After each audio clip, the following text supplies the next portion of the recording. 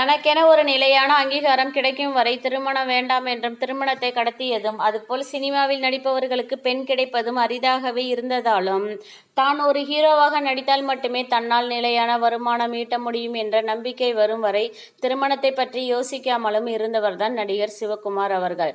எம்ஜிஆர் மற்றும் சிவாஜி அவர்களின் காலகட்டத்திலேயே சிவகுமார் அவர்களும் தனக்கான ஒரு இடத்தை தக்க வைத்துக் கொண்டவர். நான் பள்ளி படிப்பை 365 ரூபாயில் முடித்தேன். இன்று எனது மகன் கார்த்தி மகனின் ப்ரீகேஜிக்கு 2,50,000 லட்சம் ரூபாய் கட்டணமாம் என்று கூறும் சிவகுமார் அவர்கள் தனக்கு என்ன தேவை என்பதில் தெளிவாக இருந்து தனது லட்சிய கனவை நோக்கி பயணித்தவர். 1941 பிறந்த இவர் 80க்கு மேல் வயது ஆனாலும் யோகா, தியானம், மூச்சு பயிற்சி, இயற்கை உணவுகள் என்று தற்பொழுதும் இளமையாகவும் சுறுசுறுப்பாகவும் இருப்பவர். தமிழ் திரையுலகில் பயணித்தாலும் எந்த சிக்கலிலும் சிக்கிக்கொள்ளாதவர். நான் 7 ஆண்டுகள் ஓவியம் படித்தாலும் நடிகனாகிவிட்டேன். அடிப்படையில் நான் ஒரு ஓவியர்.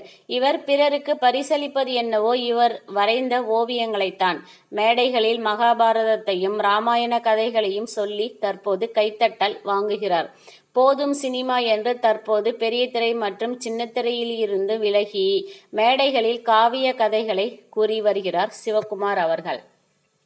திருமணம் பற்றி யோசிக்காமல் நடித்து கொண்டிருந்த சிவகுமார் அவர்களை பார்த்து ஒரு நாள் நடிகர் திலகம் அவர்கள், டேய் சிவா, காலத்தில் திருமணம் செய்துவிடு, இல்லைனா 30 வயதை தாண்டிவிட்டால் மனைவி மீது பெரிய பிடிப்பு அன்பு இருக்காது. இத்தனை வயது தனியா வாழ்ந்துட்டோம், இருக்கிற மீதி வயசும் இப்படியே இருந்திடலாம் என தோன்றும்.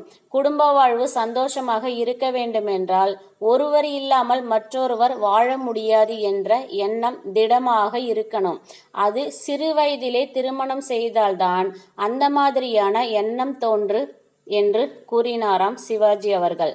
அதுபோல் காதல் மன்னன் என்று அழைக்கப்படும் ஜெமினி அவர்கள் சிவகுமார் அவர்களின் கைரேகையை பார்த்துவிட்டு, மாப்பிள, நீ பொண்ணுங்க கிட்ட ஜாக்கிரதையா இருந்துக்கோ என்று கூற, அதற்கு சிவகுமார் அவர்கள் சிரித்து கொண்டு, நீங்கள் மட்டும் பிருந்தாவனத்து நந்தகுமாரனா இருக்கணும், நான் மட்டும் உஷாரா இருக்கணுமா என்று இது என்ன நியாயம் என கேட்டு கிண்டலடித்தாராம்.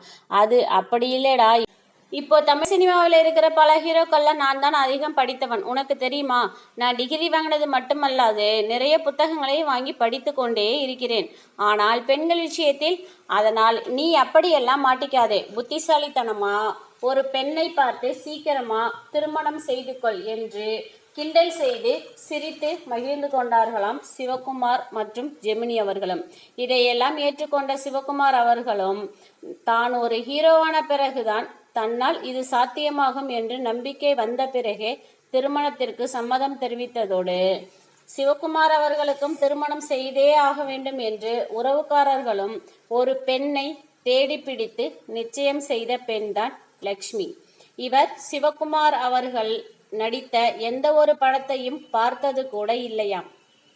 இந்த லக்ஷ்மி அவர்கள் BA எக்கனாமிக்ஸ் படித்தவர். 1974ஆம் ஆண்டு ஜூலை 1ஆம் தேதி திருமணம் நடந்தது. நடிகர் திலகம் அவர்கள் அவருடைய மனைவி கமலா அவர்களும் நேரில் சென்று வாழ்த்தினார்களாம்.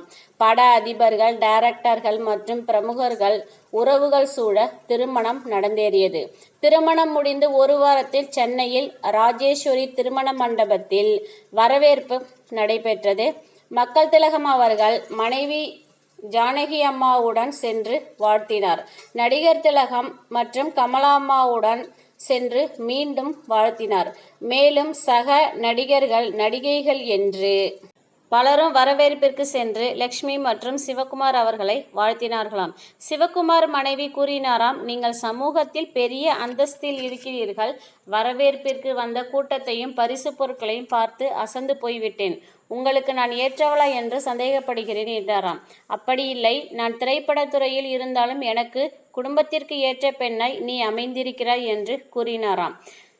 கண்டிஷனும் முன்பே போட்டாயிற்று. திருமணத்திற்கு பிறகு இருவரும் எங்கும் செல்ல முடியாமல் தினமும் படப்பிடிப்பிற்கு சென்று விடும் சிவகுமார் அவர்கள் வெளியூர் ஷூட்டிங் சென்றால் மட்டுமே மனைவியை அழைத்து செல்வாராம். ஆனால் படப்பிடிப்பு நடைபெறும் இடத்திற்கு அழைத்து போக மாட்டாராம். தனக்கு வரப்போகும் மனைவி எப்படி இருக்க வேண்டும் என்று எல்லா இளைஞர்களும் கனவு காண்பது போல்தான் நானும் கற்பனை செய்தேன். ஆனால் நான் கற்பனை செய்ததை விட எல்லாமே நல்லபடியாகவே நடந்து கொண்டிருக்கிறது. என் கற்பனைக்கு உருவம் கொடுத்தவர் என் மனைவி லக்ஷ்மி. நான் யோசித்தவற்றிற்கு மேலாகவே இருக்கிறார்.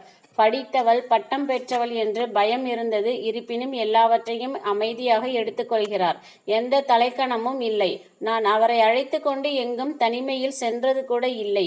அதிக வெட்கப்படும் சுபாவம் கொண்டவள். நான் என் மனைவியுடன் பார்த்த முதல் படம் சட்டக்காரி. அந்த படத்தின் கதாநாயகி லக்ஷ்மியின் நடிப்பை சிவக்குமார் மனைவியான இந்த லக்ஷ்மி புகழ்ந்தாராம்.